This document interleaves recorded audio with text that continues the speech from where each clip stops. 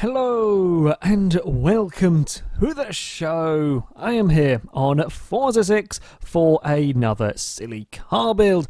My vehicle today is an AMG Mercedes, which, let's face it, are fairly crazy to begin with. This is the new C63 S Coupe that we are going to be maxing out. Although, admittedly, while the AMG and the AMG black cars are traditionally really rather crazy, tends to be the case when you max them out on Forza. Certainly on Forza 5 at least, the maxed out Mercedes are actually quite good.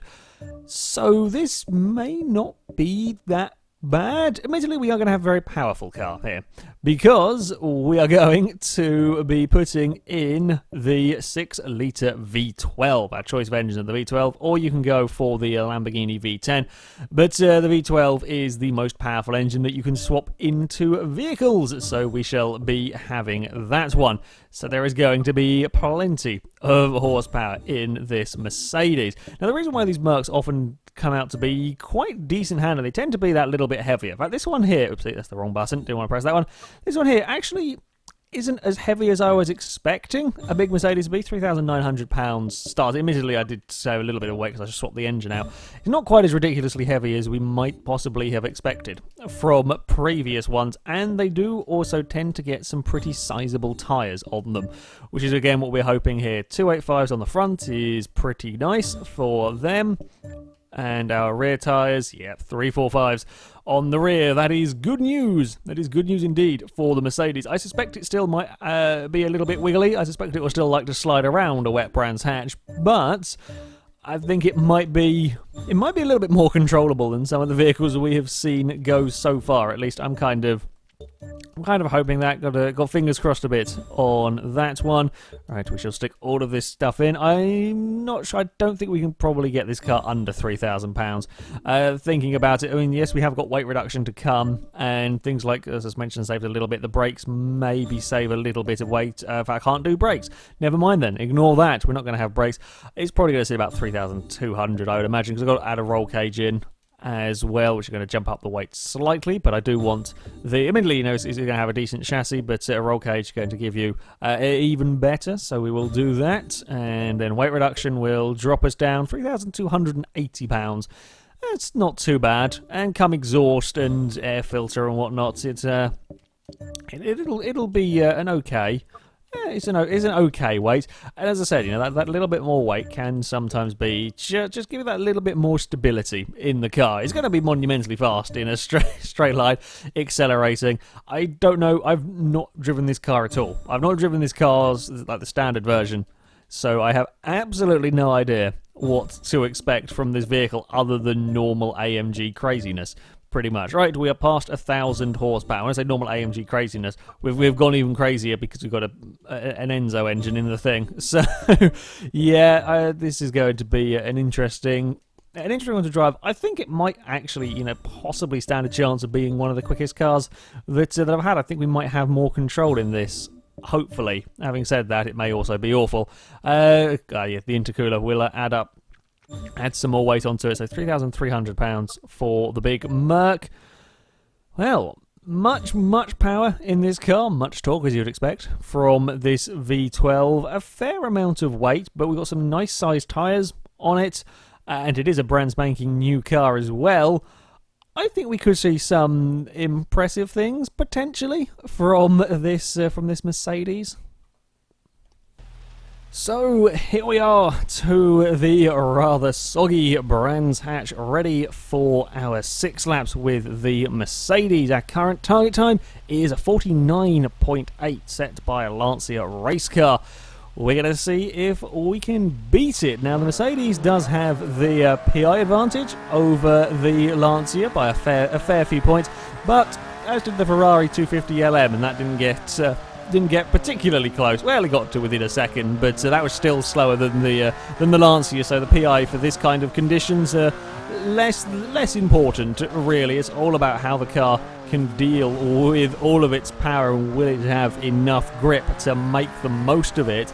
This Mercedes is, as you would expect, quite easy to get the car sliding. Funnily enough, near enough 1,200 horsepower at an AMG Merc, it likes to slide around a bit, although I can actually get this car to full throttle. which is nice. The Maserati birdcage couldn't get to full throttle at all around this lap. I don't think the Ferrari could either. The Volvo certainly couldn't with its front-wheel drive. But this can actually get to full throttle without spinning the wheels. We've got to let it get into fourth gear and then go. Look at that! Full throttle in a silly car build. That is very, very, very rare. They do like to spin their wheels going down that. It's not really even a straight around here. That's the difficulty of this track, is there is really very little in the way of straights. We are never stopping up there. Okay, so report on the Mercedes. Actually pretty good traction. Having so much power, this is probably one of the better cars I've driven for traction.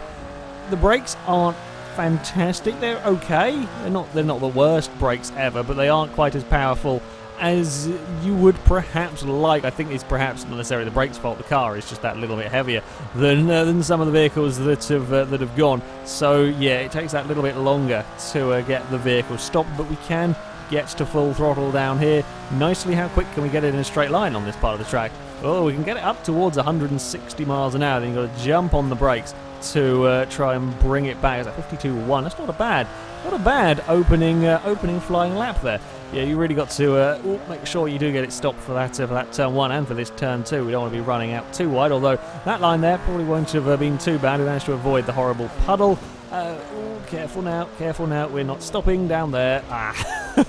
Well, we haven't quite gone skating off in the normal spectacular manner, but yeah, just pushing your luck. You've got to be quite careful with the brakes on this thing, because it is very, very, very quick in a straight line. So as you come up towards a corner, of course, you're going very fast, and there's quite a lot of weights to get slowed down. So you've got to leave that little bit more space for braking, and probably not go quite so crazy with the throttle there. It's a very easy car to control when it decides it wants to go sideways. Some cars are quite snappy, but this thing here is really quite a nice vehicle to drive around here. So yeah, even for me with simulation steering, if this starts sliding around, it's actually very savable, if you like, very easy to catch. I'm sure if I was trying to deliberately show you now, I'd do all sorts of silly things, and that's just the way it goes. In actual kind of racing scenarios, yeah, this is a very controllable car for having so much power.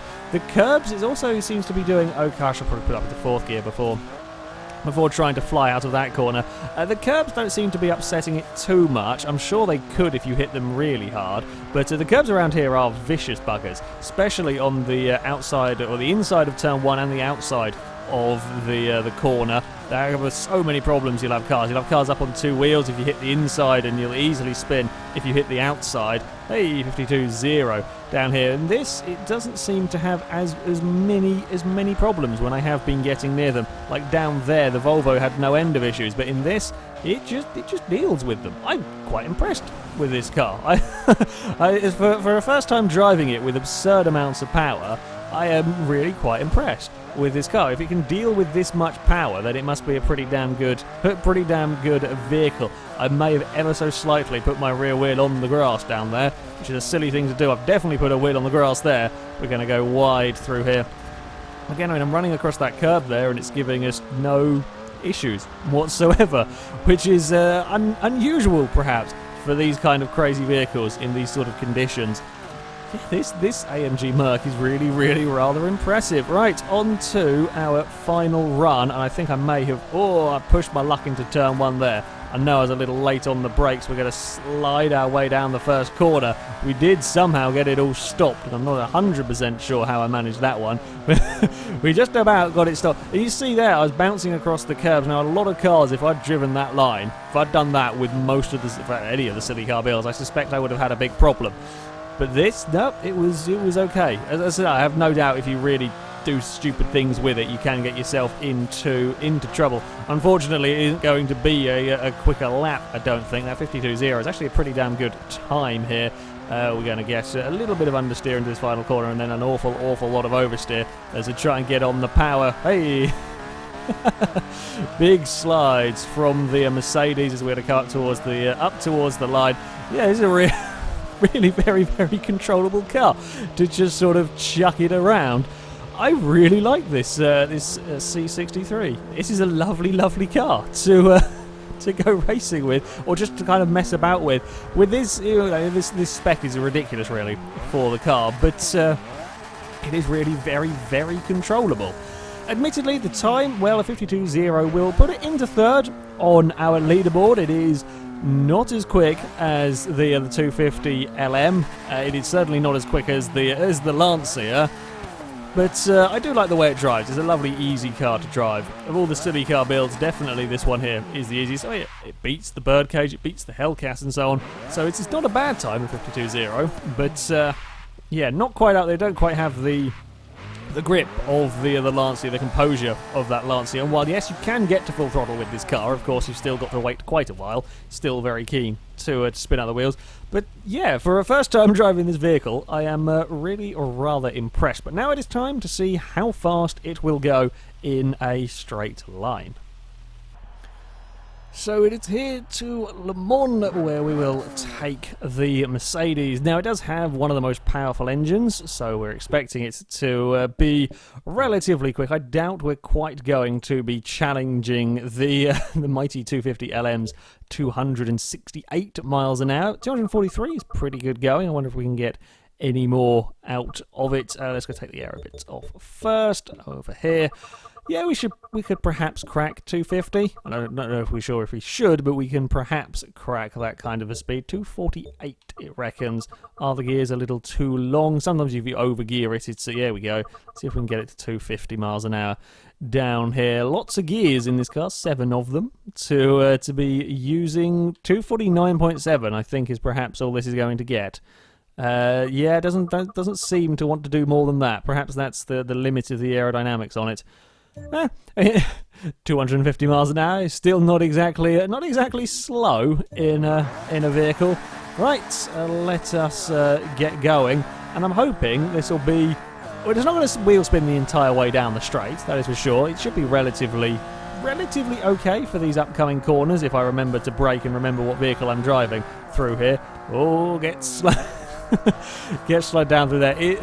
Cars like this, it is very, very easy to just forget how fast you are going in them. You go so ridiculously quick in this kind of car. You're approaching a corner far faster than you are used to or expecting. So yeah, got to remember all of that. It does handle really quite well. It really is a lovely, easy to drive vehicle, this one. You're going to bounce around. Okay, now it's got these bumps here to deal with. Should be, again, I mean, of all the cars I've driven, this one here should be okay with dealing with the bumps coming on. That's actually a surprisingly large jump even coming onto the straight, but there we go. We're all under control and we now fire it up. We can be full throttle easily with no wheel spin. It is a lovely change from the crazy Volvo. We're up to 220 miles an hour already. 230, it's pretty quick getting up to 230 miles an hour. We're now up to 235. Now we're going to start slowing down. I think we probably hit about the kind of the aero limit of the car around this point. 243. Come on, we want 249. If we can get 249, that would be good. Well, it's equal with the Maserati Birdcage. Now beating the Birdcage. Come on, 247. Got any more miles an hour out of you? Don't think we're going to get it. Don't think we're going to get it at all. Oy, there we go. We're going to go very, very sideways. I do gather it all back up. It's at 247 miles an hour from the Mercedes. Those bumps are pretty scary. They're definitely meaner on Forza 6, those bumps there, than they ever were on Forza 5 even. That's really throwing the car around there. Not that it really matters a huge amount, because after that corner, we're not going to get any quicker anyway, really.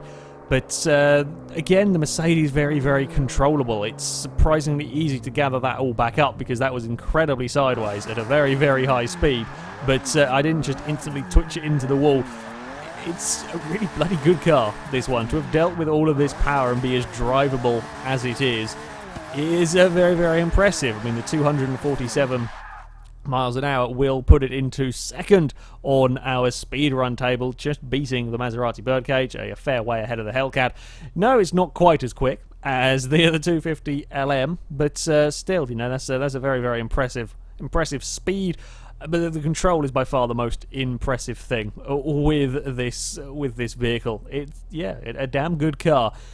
Anyway, that is it for this. Thank you very much for watching, and until next time, goodbye.